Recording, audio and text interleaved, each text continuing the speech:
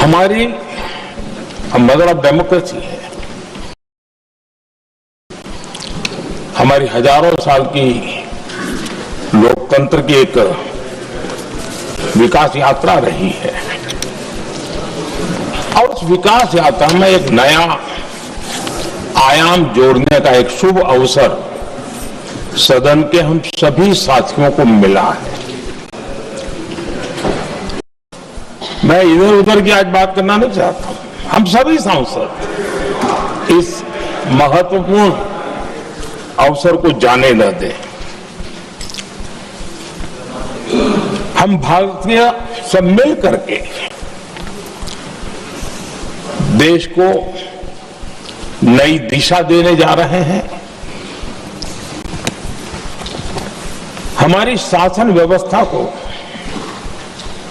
संवेदनशीलता से भरने का एक सार्थक प्रयास करने के लिए जा रहे हैं।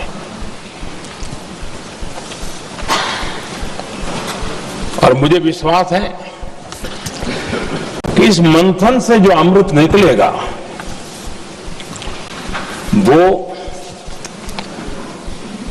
देश की राजनीति की भी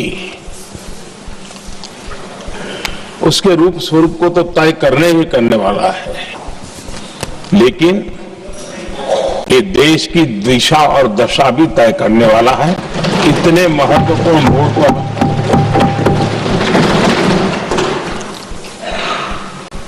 आदरणीय अध्यक्ष जी, 21वीं सदी में भारत एक नए आत्मविश्वास के साथ आगे बढ़ रहा है। विश्व में भी आज भारत की स्वीकृति हम सब महसूस कर रहे हैं और ये हम सबके लिए गौरव का पल है। एक समय हमारे पास आया है और इस समय को हमने एक विकसित भारत के संकल्प के साथ जोड़ा है।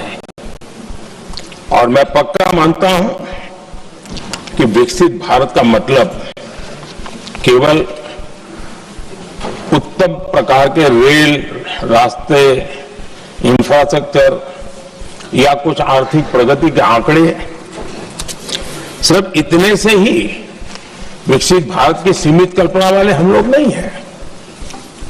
हम चाहते हैं कि विकसित भारत जिसके नीति निर्धारण में साथ अर्थ में सबका साथ सबका विकास का मंत्र समाहित हो, देश की 50% जनसंख्या नीति निर्धारण का हिस्सा बने, ये समय की मांग है।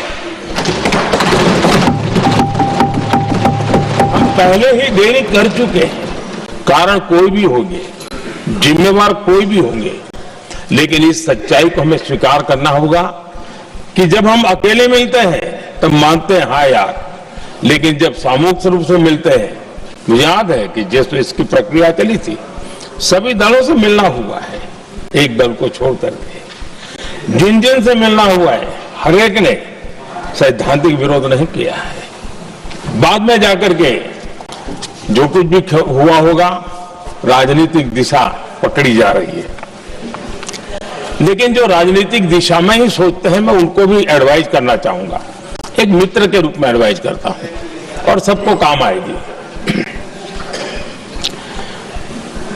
हमारे देश में जब से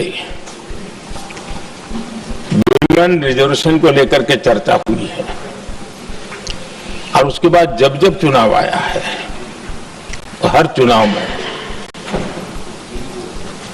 महिलाओं को मिलने वाले इस अधिकार का जिसने विरोध किया है, जिसने विरोध किया है, देश की महिलाओं ने उन्हें माफ नहीं किया है। उनका हाल बुरे से बुरा किया है। लेकिन ये भी देखिए कि 24 के चुनाव में ऐसा नहीं हुआ। क्यों नहीं हुआ? ये इसलिए नहीं हुआ कि 24 में सबने सहमति इसको पारित किया, तो ये विषय ही नहीं रहा। किसी के पक्ष में पॉलिटिकल फायदा नहीं हुआ, किसी का नुकसान भी नहीं हुआ। सहज रूप से जो मुद्दे थे, मुद्दों के आधार पर चुनाव लड़ा। क्योंकि 24 में सब